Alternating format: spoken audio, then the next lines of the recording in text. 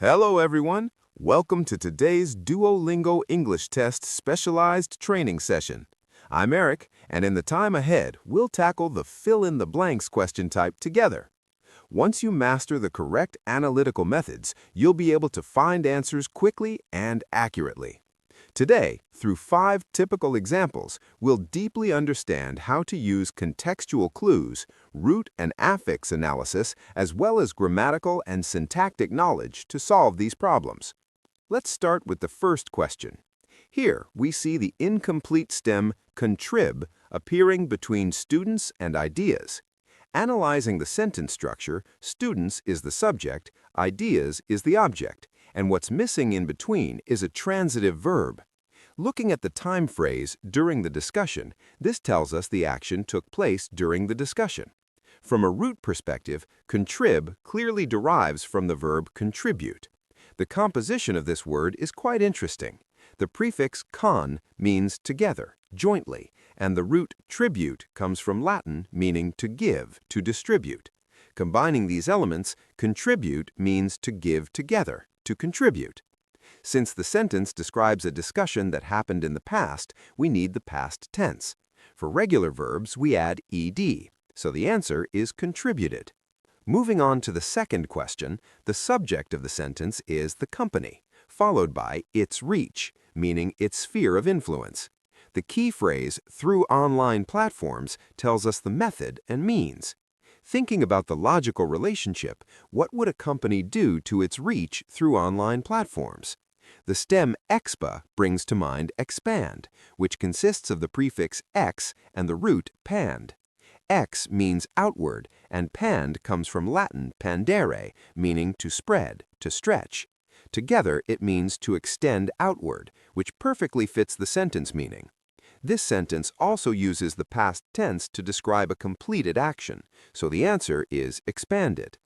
In the third question, we see the subject manager, followed by the object performance reports. The adverb carefully modifies the missing verb in between. Inferring from context, what action would a manager perform on performance reports? With the stem revi, we can think of review. The composition of this word is also quite typical. Re is a common prefix meaning again, anew, and view means to look at. Review means to look at again, to examine. In business contexts, review reports is a very common collocation. Since we're describing a past action, we need the past tense, reviewed. It's worth noting that although this word ends with the vowel e, the past tense still directly adds ed. Now, let's analyze the fourth question. Here, the subject is the team, and the object is their plan. Pay special attention to the prepositional phrase after feedback, which provides an important logical clue. After receiving feedback, what would the team do to their plan? The stem adjust points to adjust, meaning to modify or adapt.